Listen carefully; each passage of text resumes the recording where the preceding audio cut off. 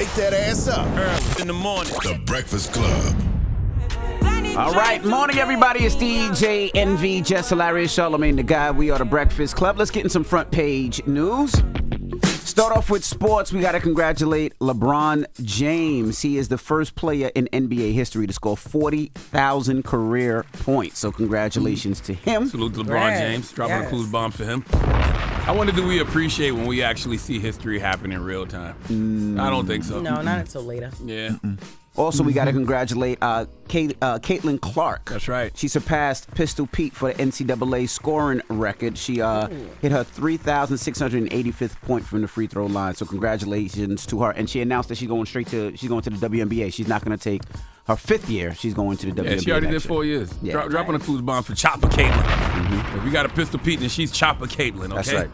That girl can play. She can. You hear me? She is very exciting to watch. She can. All right. Good morning, Tiz. She's just not a gamecock. Good morning, DJ MV, Jess Hilarious, Charlamagne the Guy. Peace, Good morning, Tiz. Let's jump right into Texas. What's going on in Texas?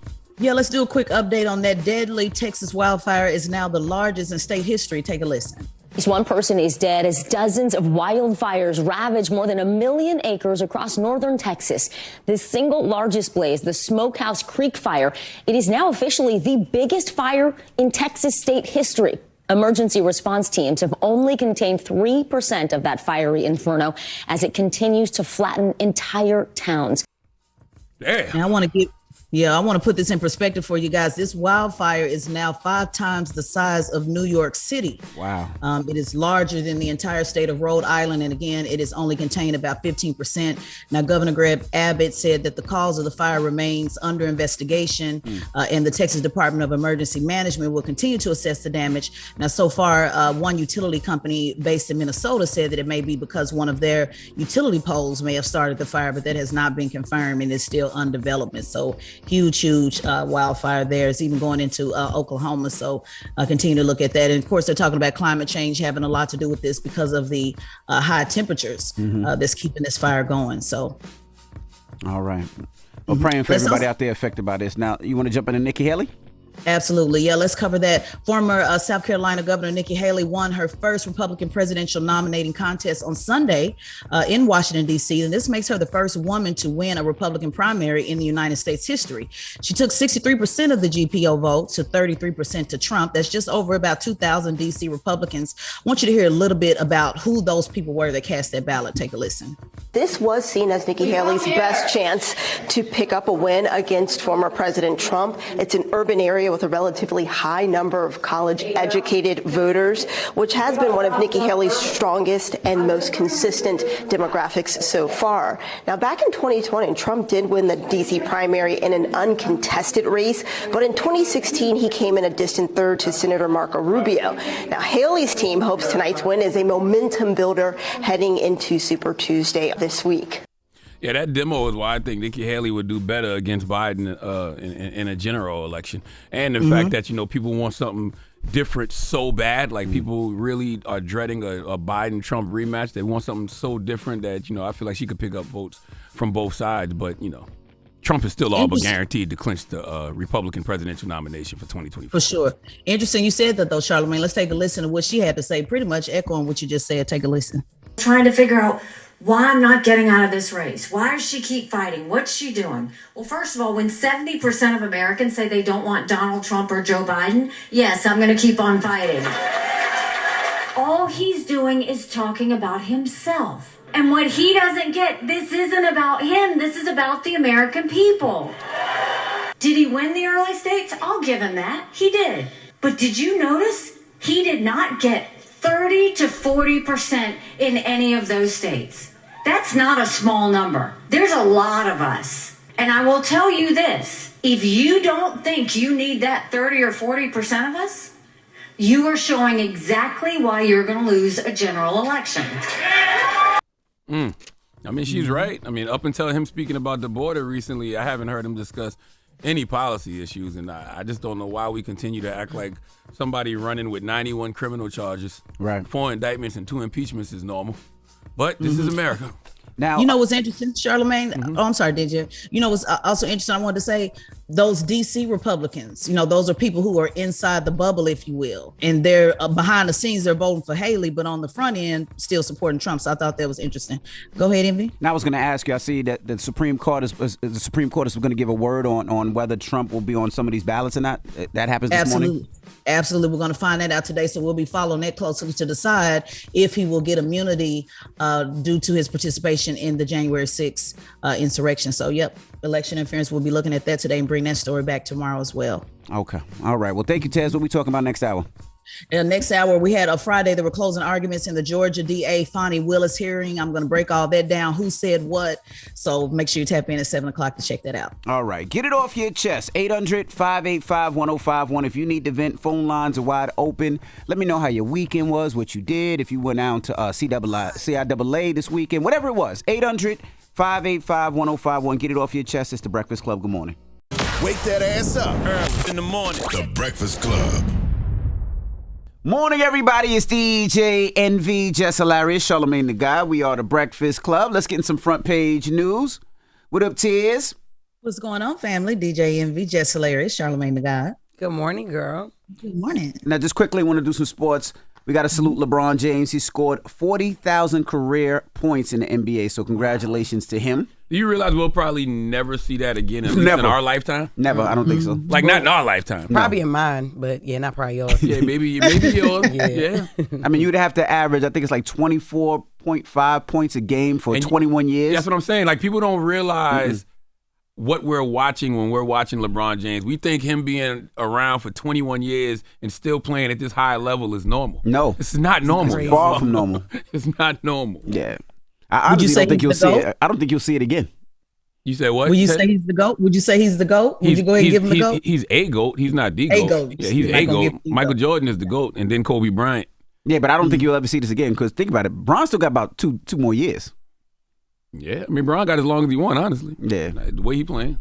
And Caitlin Clark, we got a salute to her. She surpassed Pistol Pete for the NCAA scoring record. So congratulations to her. That's a big record, too. That record was up for like 54, 56 years. You know what I mean? Man or woman, it don't matter. For you to come in there and score that many points, in a matter of 4 years, salute to Chopper Caitlin. Yeah, and she could have played another year.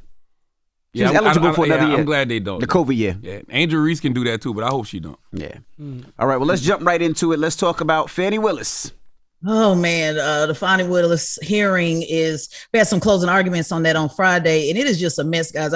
I don't know no other way to say it. It is so much going on with this particular hearing about her and Nathan Wade and their inappropriate relationship. I want you to take a listen, then I'm going to come back and give you what both sides said in their closing arguments. The judge heard final arguments on whether Fulton County District Attorney Fani Willis and Special Prosecutor Nathan Wade should be removed from the 2020 election interference case. Prosecutors laid out their arguments on why they think there is a conflict of interest with Willis and Wade's relationship. One prosecutor pointed out Willis' speech given at a church after the motion was filed. And this comes after accusations came out against Willis and Wade having an improper relationship while working together. Both have admitted they were in a relationship, but that it started after Wade was appointed special prosecutor. Willis also faces claims that she misused taxpayer money during the relationship. So now the defense attorneys, the ones who Fani Willis is going against, I'm trying to make it very simple for you guys to understand because it's a very complicated story. I want you to hear why they say she should be disqualified from moving forward with this case. Take a listen. Well, the argument for disqualification comes from one of two places, either conflict of interest or forensic misconduct. And today, the defense made the arguments for both. They say DA Willis began dating Special Prosecutor Nathan Wade before he was awarded that Fulton County contract worth hundreds of thousands of dollars for this case, and that it was all part of a scheme to financially benefit from this case because of the vacations, dinners, and excursions Willis and Wade shared together. Then they argued Willis's comments made outside of the courtroom are improper, specifically those she made during a church speech on Martin Luther King weekend. It was videoed. It was clear that Miss Willis had notes. She was reading from notes that she had prepared. It was a calculated determination by Miss Willis to prejudice the defendants and their counsel. Now, the state that is representing Fani Willis, they obviously have another position. This is what they had to say on why she should not be disqualified from this case. Take a listen to that. The state spent the first part of their arguments today, the first half rather, arguing against that notion, saying it must be an actual conflict of interest, not some speculation or unproven facts. Then they walked through all the witnesses that we've heard from, explaining to the judge why he should or shouldn't consider their testimony credible.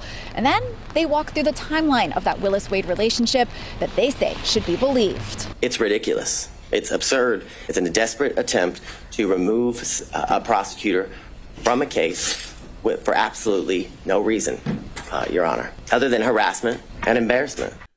Now, the bottom line of this, guys, is regardless of what is going to happen, which we should know an answer within 2 weeks, Again, the closing argument was Friday. A judge is going to make this decision, not a jury. So a judge is going to make this decision. But the bottom line is, guys, Donald Trump's going to bring this up regardless of how this falls. He's going to bring it up. In fact, he did it this weekend. Take a listen to that. I happen to have a very good relationship with a woman called Melania. But I would venture to say in all the years that I've known her, I might not have called her 2,500 times. I know I didn't send 3,500 text messages. He should keep quiet, but he won't, you know? And I'm not even mad at the Fani Willis situation because the law is the law. I just want to know why the law works for some but not others, because Fani is about to be in disqualification hearings for accusations of getting her back blown out by Nathan Wade. Meanwhile, Trump got all types of charges, including leading an attempted coup of this country, which violates the 14th Amendment, and he's just moving along like it's business as usual. Like it's nothing. And I feel like if you're an elected official, the people should vote on whether you get disqualified or not. So that's what I wish would happen in a lot of these cases, especially Trump. Let's vote to see. The people should be able to vote to see if Donald Trump should be eligible to run for president, since nobody wants to follow the letters of the law.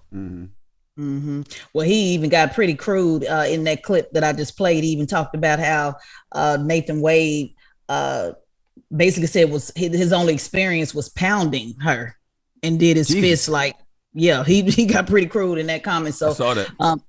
So this is going to be something that he will continue to use, like I said, regardless of the outcome, on basically saying that this case has been tainted. And it's just so unfortunate, Charlamagne, just in general, just how it's all playing out. And I agree with all of the things that you said. This is one of the strongest cases against him. So when you look at this one, and then if you look at the other case that the Supreme Court will decide if he gets immunity or not with the election interference case, these were the two strongest. And it just looks like, we don't know. I don't know what it looks like. We don't know how it's going to play out, but it doesn't look like he'll be have anything really kind of going against him before the election if the Supreme Court decides in his favor today. I wish we could ignore the distraction and just focus on the case, because even if Fani Willis isn't on the case, there's still a case. Right. He still made the phone call and tried to get, what was it, 11,000 votes. Go find me 11,000 votes. That still happened regardless of if Fani Willis is on the case or not. Well, that's why people say that she should just recuse herself and say, you know what, I want to make sure that the focus is on that. Let me just pull back and let somebody else, manage this case so that the focus is not on me. So that's instead of getting put off the case, remove yourself from the case. But it's too late now, because now, a judge is going to decide. And then that even worse, Charlamagne, because when I was watching it on last week, the judge said, so if I decide that she was inappropriate on this, how do I look at all of the other cases that she's ever tried? So what is that going to look like? That mean Jeffrey coming home too? Well, I mean, it gives people a reason to be able to say, hey, I don't think my case was fair. I mean, it just opens up a Pandora's box that it's just ugly. And it's not a good look for black people in positions of power like that. You know what I'm saying? Like, it's already hard enough, for us, especially black women. They don't be wanting y'all in those positions of power at all. So sadly, when you take those kind of shots, you really do have to be clean as a whistle. If not, things like this happen. So wait, I'm confused. I thought I heard something. So he just said all I remember is just pounding out? No, what? Donald Trump was saying that. But one of the arguments is she gave Mr. Wade the job even though he didn't have the experience. He had the qualifications, but he didn't have the experience to get the job to be special prosecutor. So Donald Trump said, that he didn't have any experience except pounding Fani Willis. He called him the mayor of Pound Town. He said he's just the mayor of Pound Town. Pound Town. No, he didn't say that. He Pound didn't Town. say that. Jesus Christ. Yes. All right. So, Well, that is front page news. Thank you, Tez. Absolutely.